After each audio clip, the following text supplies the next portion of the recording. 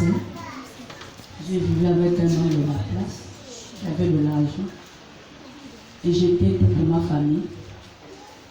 S'il fallait même investir, aujourd'hui je devais investir, que tout ce que Dieu fait bon. Parfois il y a des situations qui arrivent, que Dieu permet que ça arrive pour que tu puisses voir qui est ta famille. Amen. On abandonnait les enfants, on voyageait, c'est moi qui faisais tout. Du moment que moi-même, je n'ai pas fait l'école comme on voulait parce que je n'ai pas eu de soutien. Mais j'ai soutenu ceux qui ne reconnaissent plus que je suis leur soeur. Je suis arrivée à Moula, Dieu a parlé qu'un jour je devais travailler et aujourd'hui je travaille. Je suis fière du peu que Dieu me donne. Amen. Je suis abandonnée à moi-même. Mais j'ai une grand-mère que Dieu m'a donnée. Parce que si déjà une mère, tu arrives à me critiquer avec mes petites soeurs, tu donnes quel exemple? À un moment, un jour, j'étais à la maison attistée, ma fille était à Libreville, elle est venue, elle m'a raconté tout un tas de choses. Ma mère était là, elle était avec moi, mes soeurs. J'ai même abandonné mon travail parce que ma soeur a pris le couteau. Crise de jalousie avec son mari à Libreville. Elle s'est poignardée elle-même. Les intestins sont sortis, mais Dieu n'a pas permis qu'elle meure. Je suis partie d'ici avec un enfant de... Ma fille n'avait que 9 mois de naissance. J'ai voyagé. Je devais reprendre le travail le 6 février. Quand j'appelle Madame Jessica, elle me parlait en étranger. J'ai dit Madame, j'ai un souci. Bientôt je vais reprendre le travail, mais je suis à Libreville, j'ai ma petite soeur qui s'est poignardée. Elle me dit Flavien, je t'envoie le numéro du chef. Appelle le chef, tu l'expliques. Il va t'aider. J'ai appelé M. Boutoune. M. Oh non, ta petite soeur a couché. Ma petite soeur a couché, elle ne peut pas m'appeler. Regarde ça comme si. Je n'avais pas de souci, tout ce que Dieu fait est bon. Mais ça me faisait mal. Parce que quand je parle de ce passé, papa est venu, il m'a exhorté, Flavien. Le travail que nous faisons là, ils vont t'appeler. Je suis restée. Il fallait seulement croire la parole de papa. Parce que papa dit, je veux croire parce que tu as vu le miracle. Crois sans pourtant voir la chose. Dès que tu crois, Dieu fera. Amen. Je suis partie au travail. Je vois mon téléphone qui sort. Non, je suis venue, j'ai prié, j'étais là dehors. Je vois mon téléphone qui sort. Non, c'était d'abord ma tante. Elle vient là-bas, Flavien. Il y a ta petite soeur qui a accouché, c'est elle. C'est même moi qui ai appelé. J'ai dit à ma tante. Je savais que c'est elle qui a appelé. Là, ce sont les gens de Libreville qui l'ont appelé. Je l'ai dit, parce que moi je ne suis pas hypocrite. Je lui ai dit, maman, que c'est toi qui as appelé. Ce sont eux qui t'ont appelé. Je n'ai pas le temps. Je sais que je n'ai pas de parents. Je suis seule. Elle est partie, elle n'a rien dit. Je suis venue. Quand ton papa m'a exhorté, j'étais là dehors. C'est ma petite soeur. Je regardais le ciel. Alors, oui. Bonjour, ya Flavie. J'ai dit bonjour. Oh, mais c'est comment? Depuis hier, là, je tente à te joindre, ça ne passe pas. Elle dit, ah, je ne sais pas, peut-être sur le réseau. Bon, je voulais seulement te dire que j'ai accouché, j'ai fait une fille. J'ai dit vraiment, gloire à Dieu. Mais j'ai pris seulement que le nom que vous allez donner à cet enfant, je me lève ce matin. Je crois à ce Dieu. Que ce soit mon lieu de travail, que ce soit dans ma famille, je suis toujours dans les gens. Donc, tout le monde espère que nous sommes encore vivre. Le Seigneur m'a racheté des morts. Il m'a récupéré. J'ai eu un traumatisme crânien. Il s'appelle lire, écrire, calculer.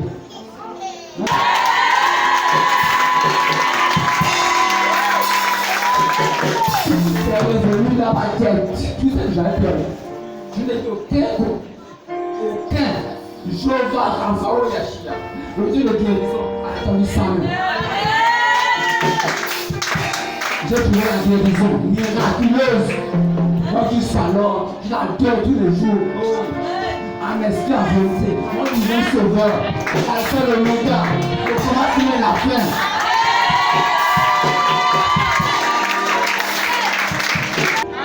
Shalom, peuple de Dieu. Je suis heureuse de me retrouver dans la maison du Seigneur. Amen. Comme pour ceux qui le savent, lorsqu'on était exploité chez mon oncle Lina, au début, quand vous connaissez mon histoire, je ne croyais pas au prophète. Amen. Mais papa Félix est venu sous la conduite de Dieu à Mouila. J'étais malade. Ça, c'est juste la rétrospective que j'ai faite. J'étais malade, j'avais la maladie du sein, le cancer du sein qu'on avait détecté à l'hôpital. C'est pour les nouveaux que j'ai dit ça. Papa Félix a prié et c'est parti. Maintenant, je vais témoigner pour le mal de l'oreille que j'avais. C'est venu comme ça. Dis-le. C'est ma soeur Anouchka. Elle préparait le jour à la cuisine. Elle dit, oh ouais, je ressentais une gifle dans l'oreille. Et moi, je mets ma bouche pour dire au nom de Jésus. Dans la nuit, l'oreille. Le mal que j'avais, c'est comme si on prenait le couteau au piqué. Le jour, elle venait manquer le culte. Au point de pleurer pendant combien de jours. Je prenais les calmants. Mais après, ça n'allait pas. Papa Josué, parce que papa était à Libreville en ce temps, papa Josué avait prié. La douleur avait un peu baissé, mais après c'est revenu. Et je faisais des rêves où je n'avais plus du village. Mais pendant la douleur, j'avais fait un rêve où je me retrouvais au village. Je me retrouve au village, dans la chambre que la grand-mère occupait. Avant, j'étais encore petite, la chambre du dehors. Et je me retrouve toujours là-bas.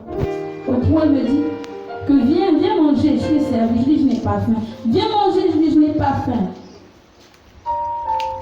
Et là, il y a mon grand frère. Dans le rêve, mon grand frère qui est arrivé, il a mangé, je me suis réveillée. Et toujours le mal persistait. Après la prière de papa Josué, il y avait maintenant un liquide qui sortait dans l'oreille. Au point où l'oreille était bouchée. Je n'entendais plus l'oreille gauche. Je n'entendais plus. Mais j'étais là. Papa est venu, il a prié parce que je n'entendais pas. C'est ici que j'avais même écouté. Mais toujours, le liquide le plus sortait à l'oreille.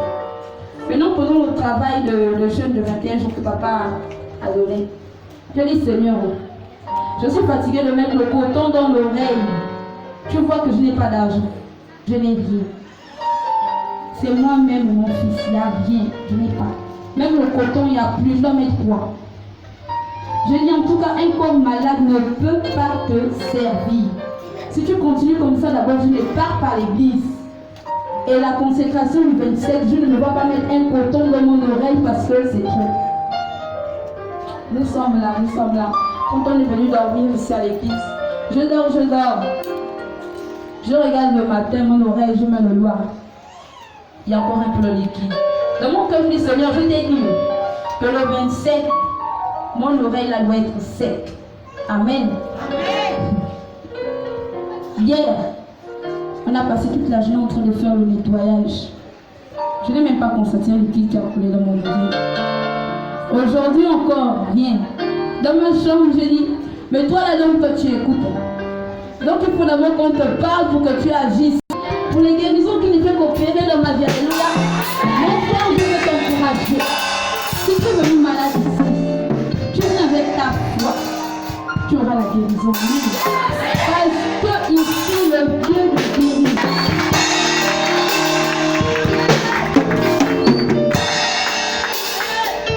Alléluia. Dieu sait tout, il voit tout, il connaît tout. Alléluia. Tu veux voir ta famille, rappelle-moi mes souvenirs, prenons ensemble. Alléluia. Dieu veut que tu puisses manifester la foi pour qu'il agisse dans ta vie sur ton problème.